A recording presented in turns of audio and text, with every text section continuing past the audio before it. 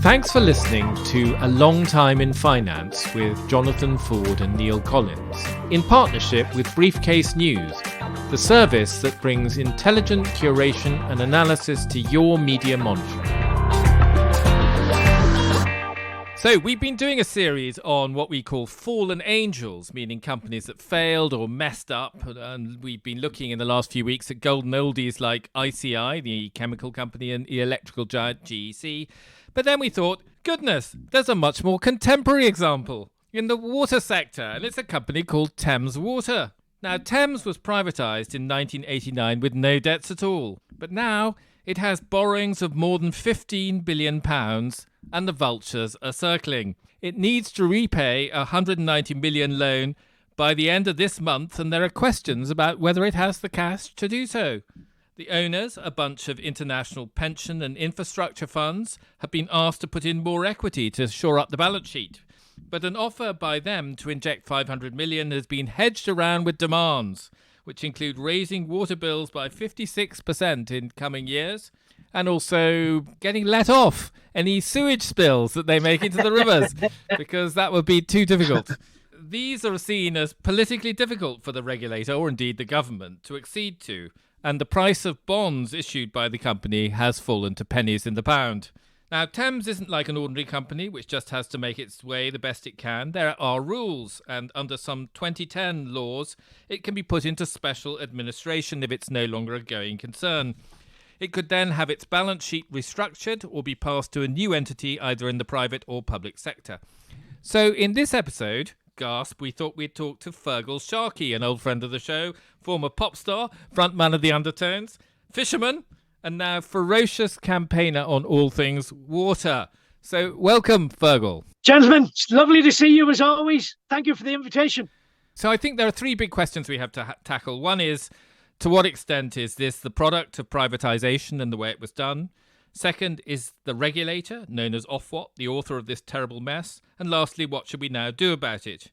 Should it be restructured in the private sector, or should we admit defeat and take it under public ownership?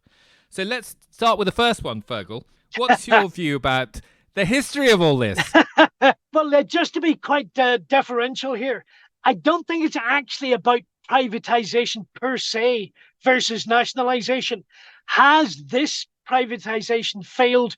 Absolutely, yes, it has, without a doubt. The mere fact we're even having this conversation, looking at the challenges the industry overall has had and is going to have, the amount of money needed. You may have been aware, last week, government announced we are going to need to find another 4.8 billion litres of water a day just to keep London's taps running, and to do that within the next 20 years. The whole sewage crisis, the whole thing is in a complete and utter mess. So yes, has this privatisation failed? No exceptions. Yes, it has.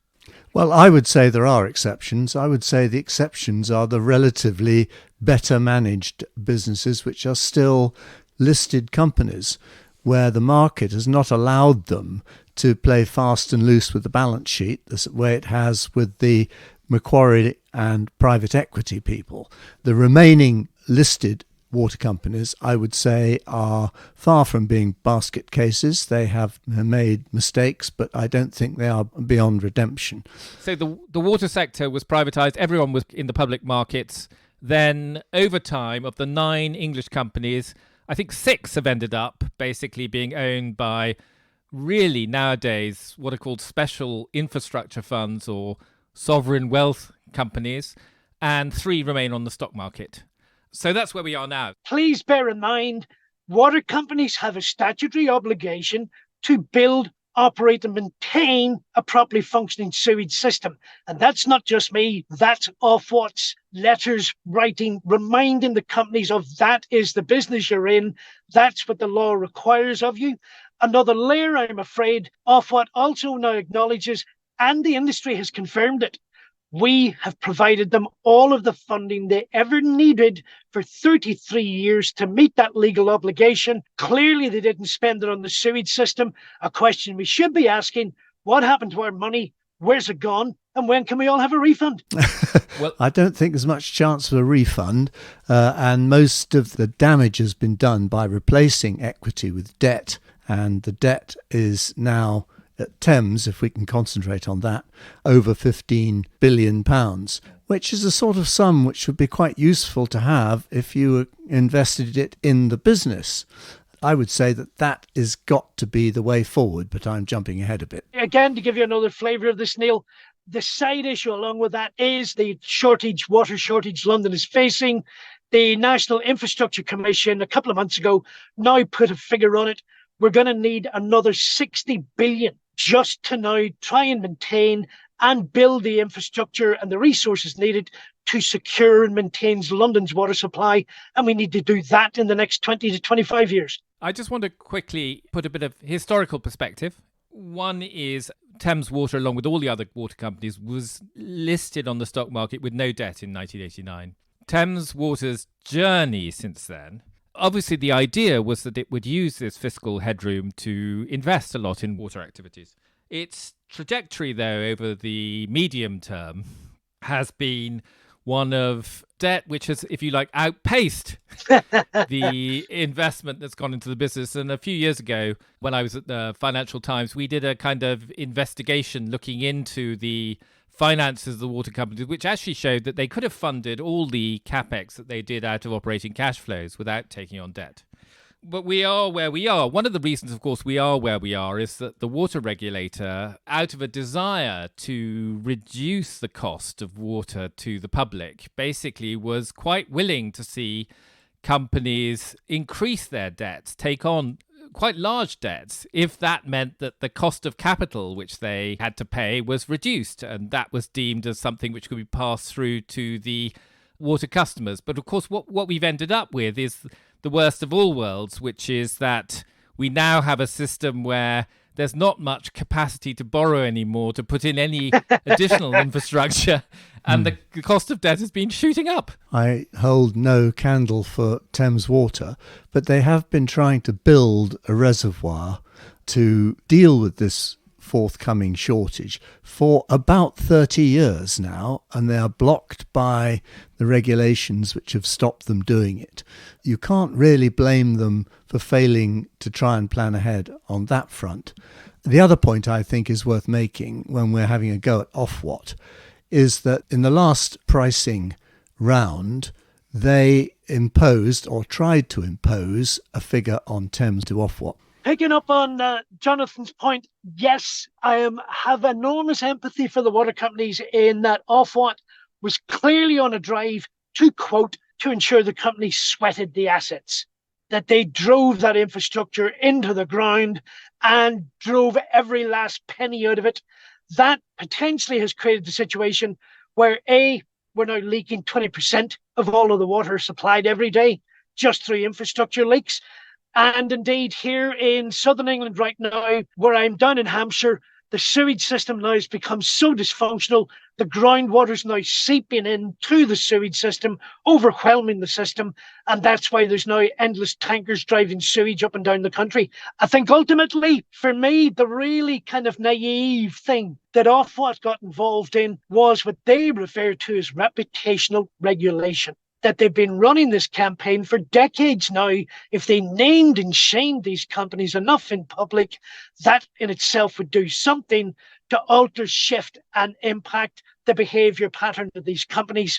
And for me, it was not akin to just a bunch of 17-year-old O-level economics students having some playtime little debate during the lunch hour, trying to create what looked like a functioning market in what ultimately is a state-granted monopoly. I think the other point, though, to pick up on Neil's desire to be fair to the regulator, and this also draws in, I think, another organisation you have not a lot of time for, which is the Environment Agency, is the very low level of financial penalties for water companies that did not fulfill the kind of high standards which the regulator was and the Environment Agency were claiming they were meeting. So there were tiny fines of a few £100,000 for massive leaks. And of course, that has now changed and they've ramped those up dramatically. But of course, the horse has potted off out of the stable some time ago. And now, of course, the companies are very anxious about not having the money to pay these enormous fines because the problems are just baked into the system. When you had the responsibility divided between DEFRA, the Environment Agency, and Ofwat, nothing could possibly go wrong. Was that a small minor undertone of see the way I did that? Undertone of sarcasm. Oh, very there, good. Surely not. Very rare for that to happen. Listen, I think you're absolutely right. Whether or not it physically happened, I've always been very sensitive to the political nod that low bills was actually the expectation politically. As let's face it, which government wants to get labelled by simply adding another indirect tax onto an overburdened system and overburdened households as we already have? I have to say, I think that privatisation was based on a myth, and this is my overarching, boring philosophical view. And this was what was sold to the companies which bought into it, was that this was a technocratic system where effectively the kind of political element of water prices could be removed by the substitution of a clever algorithm which no one in the general public would understand. As a consequence, they were led to believe that they would be able to run their affairs pretty much as they chose, and the kind of usual odium which attaches to private monopolies would not apply.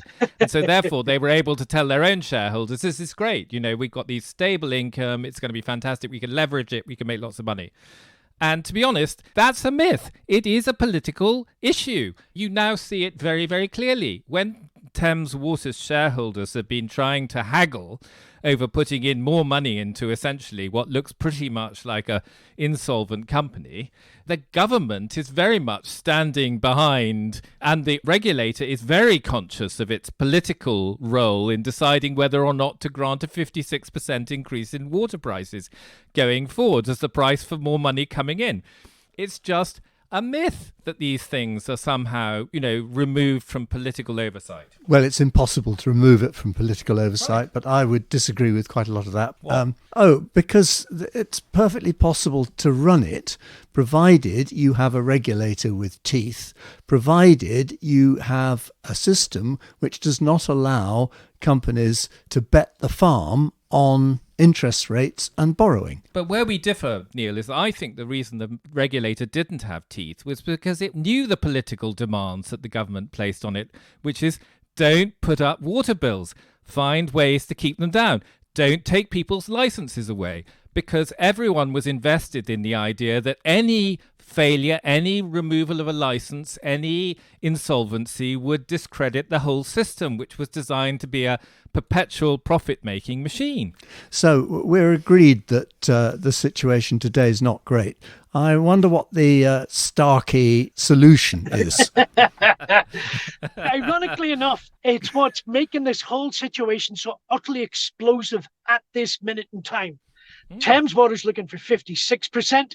We're talking about Macquarie, current owners of Southern Water, and in real terms, by 2030, they're looking for a 70% increase in bills to their customers. Who? Southern Water, Macquarie.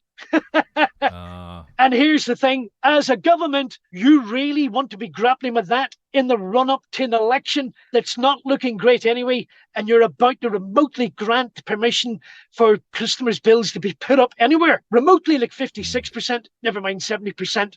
The timing, from my perspective, the political timing could not be more perfect, because it's dragging the whole ugly mess out into the table for proper public scrutiny and debate. It seems to me that there is actually quite a lot of scope for compromise here, given the various interests. The first one is that the shares in Thames Water are effectively worthless.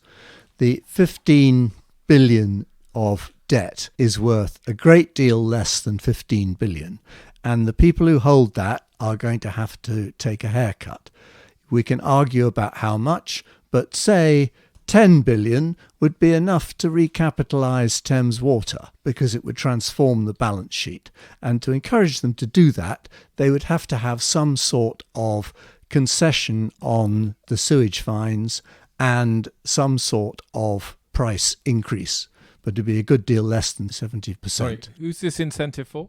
This is an incentive for the owners of the company and the bondholders to negotiate and settle. But you see, here's the thing, Neil. As the Supreme Court adjudicated last year in the case of Northern Rock, the share price of a company that is effectively bankrupt is nothing, and then the shareholders get nothing. So we could actually nationalise or take state control of, bear with me, take state control of Thames Water tomorrow, and that would not cost the taxpayer a penny. Now, you then move on to, well, how do we deal with it? And where do we raise the money, not only to secure London's water supply, but to fix the sewage system? And ironically enough, there's a number of ways that could be done. All of it involves no intervention from the taxpayer, because personally, I don't think the taxpayer should put another penny into these companies. But you are right, they will need restructured. And it's not so much about the ownership model, whether that turns out to be a mutual or as they stay as privatised companies. It's about how we actually then ensure they've got access to the finance, even if that means the government guaranteeing the bond to the market for the sum of money that was needed to be raised to go and build the thing. So what happens to the bondholders in your scenario? Oh, they're going to take a bath. Oh, right. I have only 2 words: due diligence.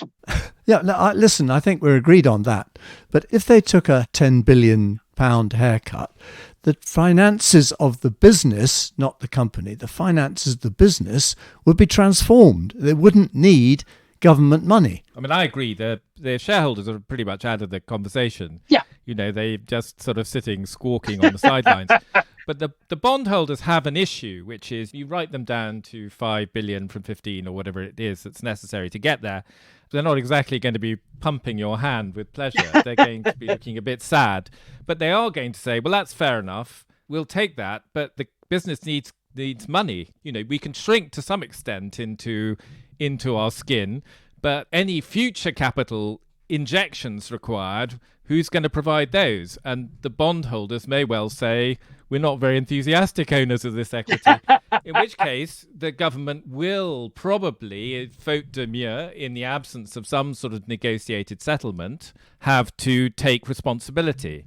I would be quite tough if I was the government. I would say, to be honest, this private monopoly could really do with a restructure, and an insolvency, for all its ugly effects on other companies in the sector, which will undoubtedly put their cost of capital up a bit, which is not good news, does offer an opportunity in the case of Thames to think about whether there's a better way to go about this. And I think it would be a mistake not to at least think about that.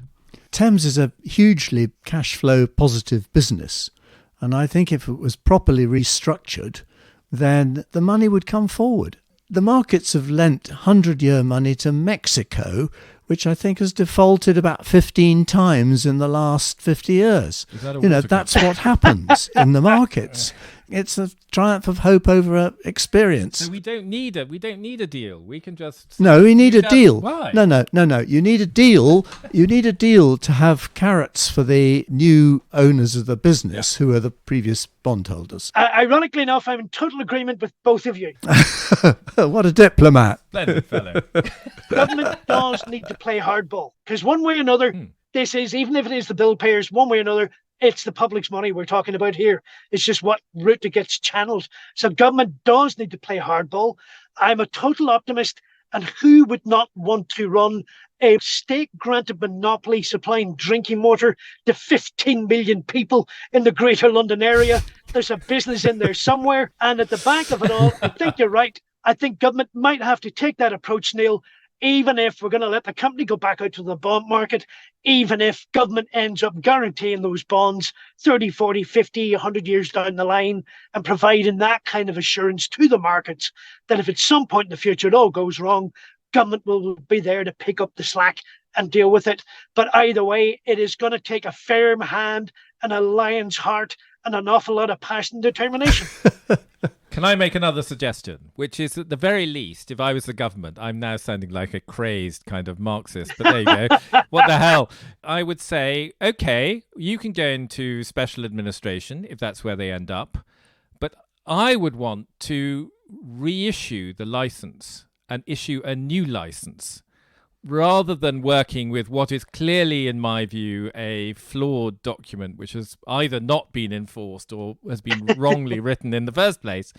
I would want to effectively set a better template. The one thing we really did with all of this was we said to people with a natural private monopoly like water, where most other people who had privatised it had done it on a concessionary basis, so they just gave an operating right to someone to have a crack for 10 years. We basically handed over all the assets, and the great advantage of the concessionaire, the privatised owner, is that they could mortgage the assets. And guess what? 20 years, 30 years later, we found they're all bloody in massive negative equity. Fantastic. Great result. If you look at those operating licenses, you will see that there's actually no time limit to those licenses. If the Secretary of State wanted to revoke an operating license, they're now required to give the water company 25 years notice. And why? Because they all took on 25-year bonds. The argument water companies managed to persuade government to believe was such was the level of investment needed and such was the length of time needed to see a return on that investment, they needed to change the basic structure of the license to make it indefinite with a 25-year notice period. Bingo! I've now got 25 years worth of secure profit. I'll just put a load of debt onto the balance sheet and pay it all through to myself as a massive dividend 25 years early. Hurrah! That's very cynical, Feargal. I'm not going to comment on that. but why I think this is an unparalleled opportunity to think about this is Feargal has just brilliantly described the way in which the privatised operators are very good at changing the rules in their favour as they go along. It's always a problem. We haven't got enough money. We could make it cheaper only if, or it takes too long. And yet, if ever any attempt is made to redraw the rules in a way which is in any way inimical to their interests, the immediate response is, oh, you can't, you've changed the rules, it can't be touched. And that's nonsense. You can and should touch them. I'm not sure it's necessary. I mean, the government has got some fairly high cards here. It can limit the price rises that they're allowed to impose. It can demonstrate that this is the sort of structure that it wants to see, and there's nothing to stop Ofwat being given more teeth if that's felt to be necessary. I mean, you know, it's quite a tricky poker game, this. Ironically enough, Neil, since day one, Ofwat has had the power to issue an enforcement order, and if a water company does not comply with that enforcement order, Ofwat automatically is then granted the power to fine them anything up to 10% of their annual turnover. Guess how many enforcement orders Ofwat's issued over the last 33 years? That would be, so far as I can find out, none, nada, zero, zip. They've got all the teeth in the world. They just refuse to close their mouth and bite. Unfortunately, I'm probably too old to apply for the job, but I think I could do it rather better. He's still got all his own teeth. Well, I suppose I'm a bit more cynical than Neil, amazingly. I find absolutely incredible that I'm saying this. What we have learned over the past 40 years is that this structure is not an optimal one. I think it's too complicated. I think the public don't really understand it. They don't understand how prices are set. I remember sitting in a room with a man with the splendid name of Johnson Cox, and he tried to explain to me over a 2-hour conversation how he'd decided to set prices and why his new regime was so much tougher than the previous one. And at the end of it, I just sat there with my eyes contra-rotating in total despair. And I thought, I'm paid to try to understand this, and if I haven't got a clue what he's talking about, how is anyone ever going to understand it? So I think it's too complicated, too political, and the politics gets worse whenever there's a problem. Therefore, the gears always fall apart as soon as they confront a problem. I have to say, Jonathan Ford, for a capitalist, you're becoming quite a socialist. Yes, quite. That was A Long Time in Finance with Jonathan Ford and Neil Collins. Production and editing by Nick Hilton, and our sponsorship partner is Briefcase.News. If you enjoyed the show, please rate and review it on your podcast app, as that will help new listeners find us.